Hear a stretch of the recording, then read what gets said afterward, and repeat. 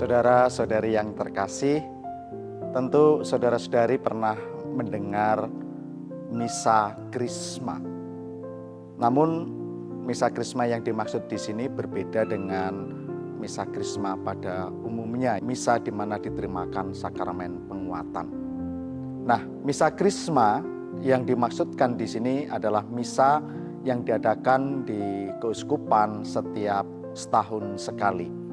Nah, misa Krisma ini adalah misa di mana diberkati 3 minyak yang digunakan oleh gereja di dalam perayaan-perayaan. Ada minyak untuk katekumen atau OC, Oleum Catechumenorum, lalu ada minyak untuk perminyakan orang sakit atau OI, Oleum Infirmorum, dan ada minyak yang digunakan di dalam perayaan-perayaan liturgi gereja, yakni minyak Krisma atau SC, yakni Sacrum Krisma. Nah, minyak Krisma ini digunakan dalam perayaan-perayaan liturgi seperti pada waktu orang dibaptis itu akan diurapi dengan minyak Krisma. Pada waktu orang menerima sakramen penguatan dia diolesi dengan minyak Krisma. Pada saat tahbisan baik imam maupun uskup juga mereka akan diurapi dengan minyak Krisma. Dan juga untuk dedikasi altar dan gereja atau pada waktu pemberkatan gereja itu altar juga diolesi dengan minyak Krisma dan tiang-tiang gereja juga diolesi dengan minyak. Misa ini disebut sebagai misa Krisma karena minyak Krisma yang diberkati pada perayaan itu memiliki kedudukan yang paling utama. Dalam ritus liturgi, kedua minyak yakni minyak pengurapan orang sakit dan minyak untuk katekumen itu disebut dengan pemberkatan, sedangkan minyak Krisma ritus pemberkatannya itu disebut sebagai konsekrasi karena memiliki kedudukan yang utama, penting, pokok di dalam perayaan itu. Nah, maka misa itu disebut sebagai misa Krisma. Nah, misa Krisma sendiri memiliki sejarah yang cukup panjang dalam tradisi iman kita.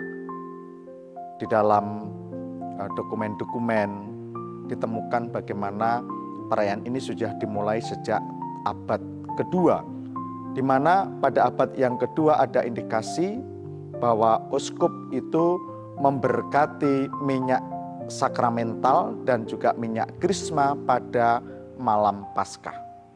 Lalu pada abad kelima juga bagaimana di sana ada perayaan perjamuan Tuhan dan juga pemberkatan minyak Krisma.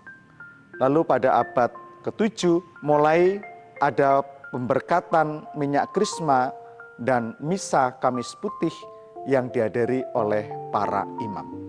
Lalu pada abad yang ke-20 di sana bagaimana kemudian pemberkatan minyak Krisma juga dihadiri oleh para imam, tetapi ada pemisahan antara misa Kamis Putih dengan misa Krisma. Misa Krisma diadakan pada pagi, lalu Kamis Putih diadakan pada malam. Nah, kemudian setelah Konsili Vatikan kedua, gereja sangat menekankan bagaimana dalam misa Krisma para imam itu memperbaharui janji imamatnya. Karena pada perayaan itu para imam membaharui janji imamat mereka. Mereka menyatakan kesatuan dengan uskup di dalam pelayanan dan juga pengudusan dan juga dalam membangun umat beriman dalam rangka imamat Kristus yang satu dan sama. Maka sangat penting untuk para imam pada saat itu dimanapun mereka berada, mereka bersatu dengan uskup di dalam perayaan misa Krisma dan membaharui janji imamat mereka.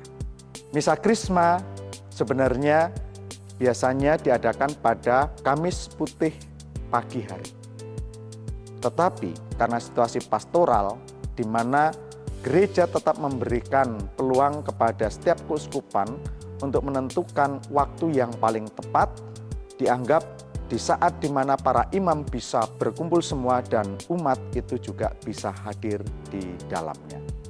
Maka bisa diadakan di luar hari Kamis Putih itu. Nah, lalu bagaimana dengan kita umat beriman? Apakah kita juga boleh dan harus hadir dalam perayaan Misa Krisma tersebut? Tentu, di dalam dokumen-dokumen gereja setelah Konsili Vatikan II tersirat akan hal itu. Bagaimana gereja memberikan peluang kepada umat yang dikatakan demikian. Jika umat yang hadir pada perayaan Misa Krisma itu, mereka masih diperbolehkan untuk menerima komuni juga pada perayaan Kamis Putih. Pengandiannya, misa itu diadakan pada Kamis pagi dan malamnya dirayakan Misa Kamis Putih. Ini menyiratkan bagaimana gereja menghendaki supaya umat beriman itu hadir terlibat di dalam perayaan Misa Krisma tersebut. Para saudara dan saudari, kehadiran Anda dalam Misa Krisma itu adalah bentuk dukungan Anda, doa-doa Anda bagi Bapak Uskup dan para imam. Kehadiran Anda dalam Misa Krisma adalah bentuk dukungan untuk kami semua, Bapak Uskup dan para imam, di dalam meneruskan tugas Kristus di dunia ini. Kami adalah manusia biasa. Kami mendapatkan panggilan khusus, tapi kami juga membutuhkan doa-doa dari kita semua. Dengan membaharui janji imamat, kami ingin mengungkapkan akan pemberian diri kami kepada Kristus, ketaatan kami, dan kesucian kami dalam hidup selibat. Dan ini semua membutuhkan dukungan dan doa-doa dari Anda. Maka kehadiran umat sangat membahagiakan dan merupakan dukungan untuk kami, Bapak Uskup dan juga para imam.